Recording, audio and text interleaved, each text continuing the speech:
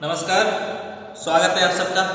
तो पिछले क्लास में हम आपके गद्य भाग से जो चौथा पाठ है बिंदा महादेव वर्मा का लिखा हुआ, इसको देख रहे थे और शुरुआत किया था पाठ को शुरुआत करते हुए महादेव वर्मा के पास एडमिशन लेने के लिए आए हुए एक बालिका और एक सज्जन को बातचीत करते हुए महादेव वर्मा को बिंदा की याद आती है। बिंदा कौन है?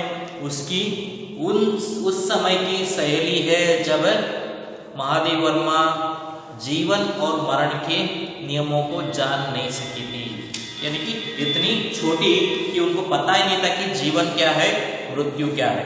तो उसके बारे में बताते हुए अपने परिवार के अंदर रहने वाले सभी लोगों को ये बता दिया था कि उनकी कदकाठी अलमारी जितनी हो जाएगी तो शायद उस वक्त मैं मरे हुए उनके नाना और दादी के पास जाऊंगी। अर्थात क्या है, अवश्य ही उनकी कदकाठी अलमारी जितनी थी, इसलिए महादेव वर्मा भी समझ बैठी कि अलमारी जितनी बड़ी होने के बाद अवश्य मृत्यु हो जाएगी। ये उम्र के बारे में नहीं जानती। और साथ ही ममता के बारे में बता रहे हैं, किस तरह से ममता को उन्होंने देखा। ममता यानी कि माँ और बच्चों की ममता को देखने का प्रयास वो कहाँ किए, कुत्ते को लेकर और चूहे को लेकर, कबूतर और चिड़िया को लेकर। और यहाँ पे और एक छूट गया है कल के क्लास में कि बच्चियों को हटाते हुए ही रंभा रंभा करके घर भर को यह दुखद समाचार सुनाने वाली अपनी श्यामा गाय की व्याकुलता भी मुझसे छुपी ना थी। तो यहाँ पे जब दूध पीते हुए बछड़े को हटाते समय, क्योंकि यहाँ पे आपको पता होना चाहिए गांव की हालत के बारे में। गांव में क्या करते हैं, जब भी गाय का दूध निकालने का प्रयत्न करते हैं उससे पहले वो क्या करते हैं, थोड़ा बछड़े को पीने के लिए देते हैं ताकि दूध अच्छी तरह से निकलने के लिए तैयार हो सके। बाद में बछड़े को खींच लेते हैं और उसके बाद थोड़ा दूध निचोड़ कर फिर बाद में बच्चे को दूध पीने के लिए छोड़ते हैं, वरना सारा दूध बछड़ा ही पी जाता है और वो सही नहीं होता, घर के लिए दूध नहीं मिलता। यहाँ पे बछड़े को हटाते समय माँ भी, गाय माता रंबा रंबा करके चिल्ला रही है और घर भर को सूचना दे रही है कि शायद उसके बछड़े को हटा रहे हैं।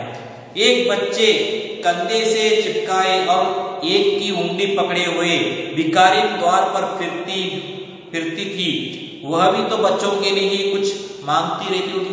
यहाँ पे देखिए ममता या बच्चों के लिए कुछ करने की जो व्यथा है यहाँ पे बता रहे हैं, ऊपर की तरफ जानवरों को लेकर अब इंसानों की तरफ आ रही है। एक बच्चे को गोद में लिए है और दूसरे बच्चे को हाथ में उंगली पकड़कर चलते हुए एक भिखारी घर घर जाकर भिक्षा मांग रही है। क्यों मांग रही है? क्योंकि उसको तो भी अपने बच्चों को पेट भरना है, वो भी अपने बच्चों के लिए कर रही है।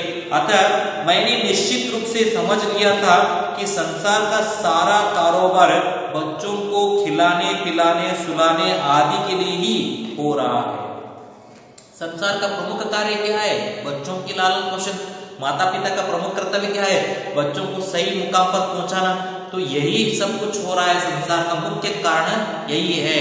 ये समझ लेने में देर नहीं लगा महादेव वर्मा बालिका महादेव वर्मा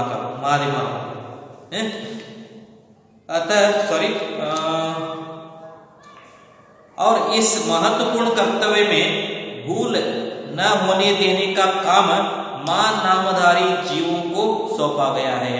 अर्थात इसमें कुछ भी चूक ना होना, लालन पोषण में हो, एक तरह से सदृढ़ बनाने में हो, कुछ भी भूल ना होने की जो प्रमुख दावेदार होती है या प्रमुख जिम्मेदारी होती है वो माँ को सौंपा जाता है, माँ नामक जीवों को सौंपा जाता है।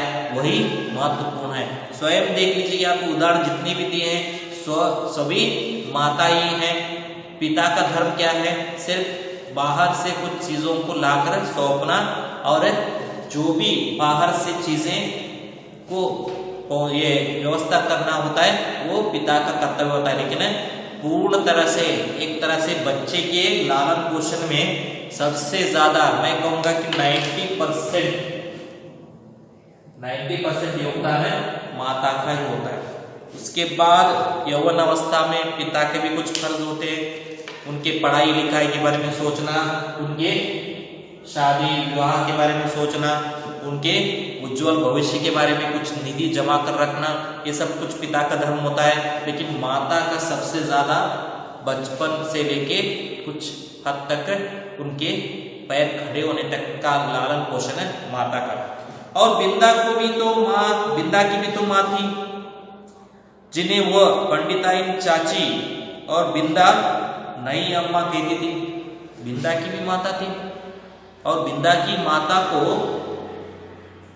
महादेव वर्मा पंडिताइन चाची कहती थी, लेकिन बिंदा नई अम्मा क्यों बोलती थी? नई अम्मा, अम्मा के भी यानी कि माँ के भी कोई दो रूप होते, नई और पुरानी। ठीक है ना, ये बात समझ में नहीं आया क्यों कहती है नई अम्मा के क्यों?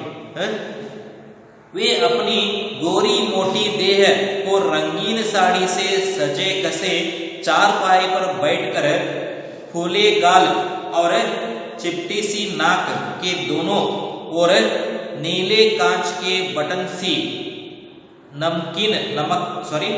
चमकती हुई आंखों से युक्त मोहन को तेल मल रही थी। तो देखिए वो क्या कर रही है, वो गबरू मोटी है, अच्छी मोटी तंदुरुस्त है, साड़ी में सजे धजे चारपाई पर बैठकर अपने एक बच्चा है जिसका नाम है मोहन, उसको तेल लगा रही है। छोटा सा बच्चा है, उसको तेल लगा रही है। उसकी विशेष कारीगरी से सवरी पाटियों के बीच में लाल स्याही की मोटी लकीर सा सिंदूर, उन्नीदी सी आंखों में काले ढेरे के समान लगे वाला काजल और चमकीले कर्णतुल गले की माला, नागधार, रंग बिरंगी चूड़ियां, घुंघराले बिछुए जैसी मुझे बहुत बातें थी। अर्थात एक तरह से उनका श्रृंगार बता रही है। बड़ा सा सिंदूर लगाती थी माता माथे में, बड़े बड़े कानों में झुमकियां पहनती थी, हाथों में बहुत सारे क्या है चमकीले एक तरह से ये चूड़ियां पहनती थी और आंखों में काजल लगाती थी। ये सब कुछ और उनकी बाल सभी कुछ अच्छे लगते थे। किसको? महादेवी वर्मा को, बालिका महादेवी वर्मा को, क्योंकि यह सब अलंकार उन्हें गुड़ियों की समानता दे रहे थे। जब बच्चों के पास गुड्डे गुड़ियां आ जाती हैं और उनके श्रृंगार करने में वो लग जाती हैं, तो वैसा श्रृंगार इनके ऊपर लग रहा था। महादेव वर्मा को लग रहा था कि गुड्डे गुड़ियों को करने वाला श्रृंगार एक करके बैठी है, ऐसी गुड्डे गुड़ियों की जैसी लग रही है, इसलिए उनको देखकर आकर्षित होती थी बालिका महादेव वर्मा। आगे देखिए, यह सब तो ठीक था, पर उनका व्यवहार विचित्र सा जान पड़ता था। सर्दी के दिनों में जब हमें धूप निकलने पर जगाया जाता था, गर्म पानी से हाथ मुंह धुलाकर मोजे, जूते और ऊनी कपड़ों से सजाया जाता था और मना कर गुनगुना यानी कि गर्म दूध पिलाया जाता था। तब पड़ोस के घर में पंडिताइन चाची का स्वर ऊंचे से उच्चतर हो जाता था। देखिए यहाँ पे सर्दियों के दिनों में बच्चों को किस तरह से हम लोग लालन पोषण करते हैं कि वो सूरज निकलने तक उनको सोने देते हैं और उठने के पश्चात गर्म पानी से उनके मुंह हाथ धुलाकर और बहुत ही एक तरह से प्यार से उनको बोलते हुए मुंह हाथ धुलाते हैं और समझाते हुए गर्म गर्म दूध पिलाते हैं। ऊनी कपड़े, जूते सब कुछ पहनाकर एक तरह से गर्म रखने का प्रयास करते हैं। और ये सब कुछ होते समय पड़ोस के घर में बिंदा थी, तो पड़ोस में पंडिताइन चाची के उच्च स्वर को सुनते हुए एकदम से वो चौंक जाते थे। क्यों चिल्लाते थे? देखिए, यदि उस गर्जन तर्जन का कोई अर्थ समझ में ना आता तो मैं उसे श्यामा की रंबाने की समान स्नेह का प्रदर्शन भी समझ सकती थी। अगर मुझे उनकी बातों का कुछ मतलब समझ में नहीं आता तो शायद मैं वो गाय की चिल्लाने की आवाज को तुलना करते हुए वैसी चिल्ला रही करके छोड़ देती, लेकिन बातें समझ में आ रही इसलिए उन बातों का उल्लेख यहाँ पे कर रही है। क्या कर रही है? देखिए, उड़ती है या आऊं, बैल के जैसे दीदे क्या निकाल रही है, मोहन का दूध कब गर्म होगा, अभागी मरती भी नहीं, आदि वाक्यों में जो कठोरता की धारा बहती रहती थी उसे मेरा अबोध मन भी जान ना पाया। तो यहाँ पे बिंदा को लेकर उनकी नई अम्मा किस तरह से बातें कर रही है कि सुबह जल्दी उसको उठाना, और किस तरह से कहना कि उड़ती है या मैं खुद आऊं, बैल के जैसे आंखें क्या दिखा रही है, यानी कि आंखें बड़े बड़े करके क्या दिखा रही है, मोहन का दूध यानी कि उसके बच्चे का दूध गर्म हुआ या नहीं है, अभागी मरती भी नहीं, अर्थात एक तरह से अभागी उसको कहते हैं जिसके भाग्य अच्छा नहीं होता, एक तरह से खोटे भाग्य वाली या बुरे किस्मत वाली या ऐसे लड़कियों को कहते हैं कुछ लोग है। तो अभागी मरती भी नहीं मतलब है उसको इतना तिरस्कार भाव से बोल रही है। ये सारे बातें सुनकर है, कठोरता भरी बातें सुनकर है, उनको एक तरह से चौंक कर, एक तरह से जान भी नहीं पाई कि ये सब कुछ क्यों हो रहा है, क्यों कह रही है क्यों कह रही है बिंदा की नई माता, बिंदा को लेकर ऐसी बातें क्यों सुना रही है।